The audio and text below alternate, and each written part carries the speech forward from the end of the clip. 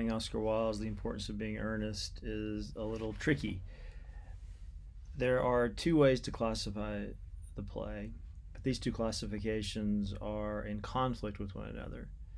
So I want to talk about each of the classifications and exemplify how the play does indeed fulfill the requirements for each classification. But then I want to talk about how the clash between these two classifications is significant, how it generates meaning in the play. So, one way to classify the play, The Importance of Being Earnest, is to call it a comedy of manners. Now, comedy of manners grew as a genre in the 17th and 18th centuries.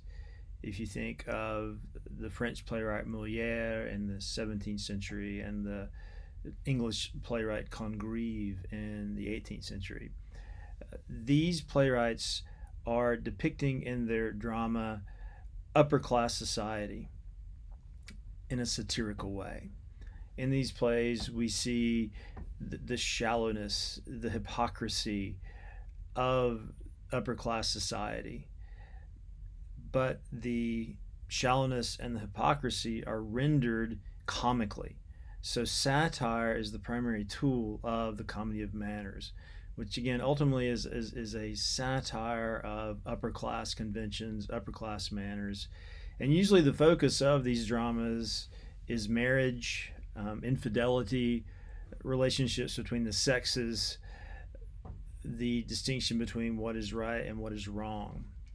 But ultimately, these plays tend to satirize what we could call the excesses of upper class society, the vapidity of upper class society, the shallowness of upper class society.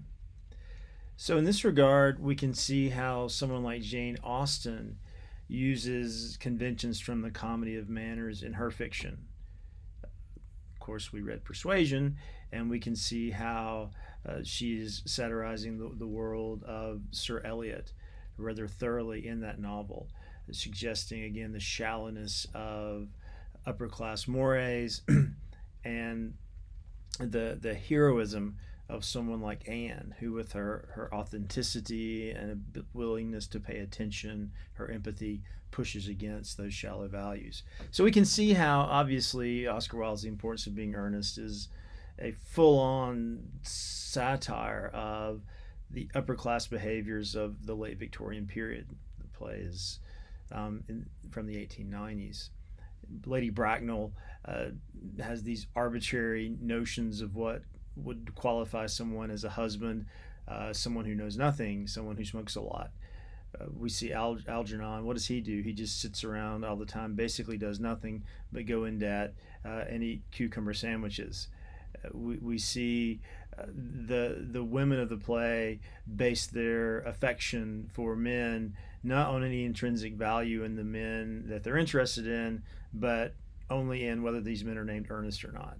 So it's clear that Wilde, himself born a middle-class Irishman, is definitely sending up upper class conventions. So in this regard, the satire of the play would be an example of what we can call stable irony, where we see that the characters' behaviors and utterances, the superficiality of these behaviors and utterances ultimately point to the opposite, that we should not be that way.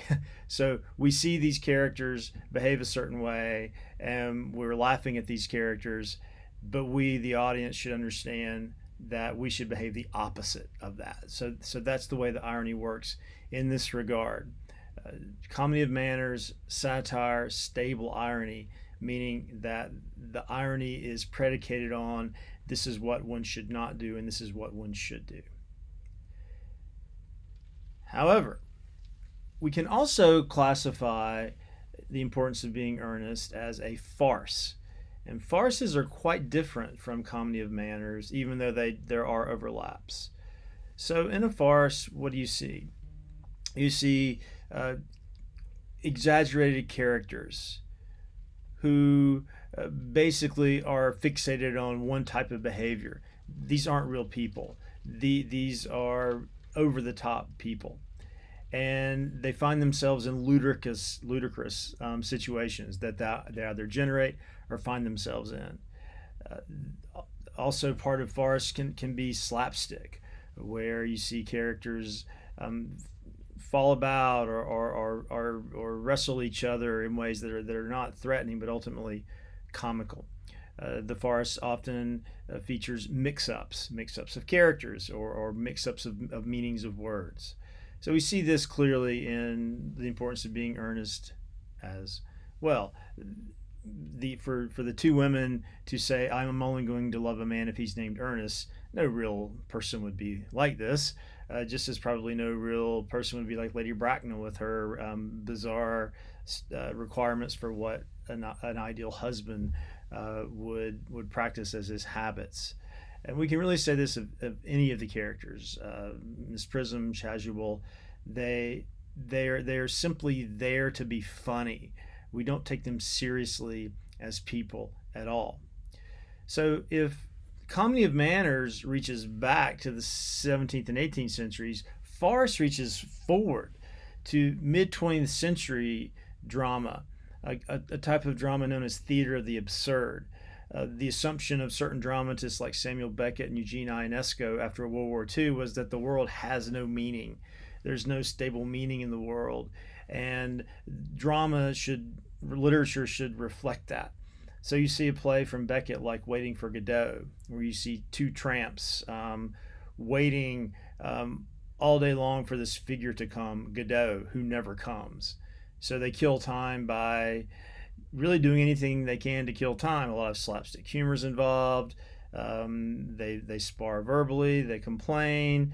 So there's a comedy there. It's a world where anything can happen. If there's no stable meaning, if there's no principle by which to predict what's going to happen next, anything can happen. And this can be funny, but funny in a dark, disturbing way. Now, obviously, the importance of being earnest doesn't really have that darkness, but it does point to a world that is totally topsy-turvy, where it's hard to tell one thing from another, where it's hard to tell what is real from what is not real, what is truth from what is lie. So in this regard, farce exemplifies what we can call unstable irony. And what does that mean? Well, I think in this case, clearly the play is mocking upper class society, but the verbal dexterity of someone like Algernon or Jack is brilliant and sparkling and wonderful. So even though we might be asked to mock these upper class characters, we're also appreciating their wit, their panache. So there's no clear distinction, as we have in comedy of manners, between this is what you should do and this is what you shouldn't do. We're in a kind of ambiguous state if we treat the importance of being earnest as a farce. We are meant to mock upper class society, but also to appreciate it at the same time for its sparkle and wit. So what's the significance then of this tension between ways to classify the importance of being earnest? I think ultimately the play asks us to meditate on what is serious and what is not serious. The subtitle of the play is, I can never remember it, A Trivial Comedy for Serious People. And Wilde himself later said that the play was meant to treat the trivial seriously and the serious trivially. So ultimately the play asks us as an audience, what is earnestness? Which doesn't mean only what does it mean to be authentic and sincere, but ultimately the question asks, what do we value as significant behavior? What is worthwhile? What is worthy? And if comedy of manners suggests, well, the opposite of upper class behavior is what is worthy, farce says, well, maybe the wit and the style of upper class behavior is something to imitate, something worthy. So we're left in a state of ambiguity ourselves, which might feel somewhat farcical, that we're asked to believe in the importance of earnestness, but also to mock earnestness at the same time. So I think that the rhetoric of this conflict between these two ways of classifying ultimately is a generative ambiguity, which puts us in the philosophical dilemma as an audience to ask, what is the importance of being earnest? Earnestness not only as sincerity, but earnestness in a larger way as what is worthwhile, but also earnestness as the name, the assumed name of an individual. So, what does it mean to be an individual? Does your name have something to do with your individuality?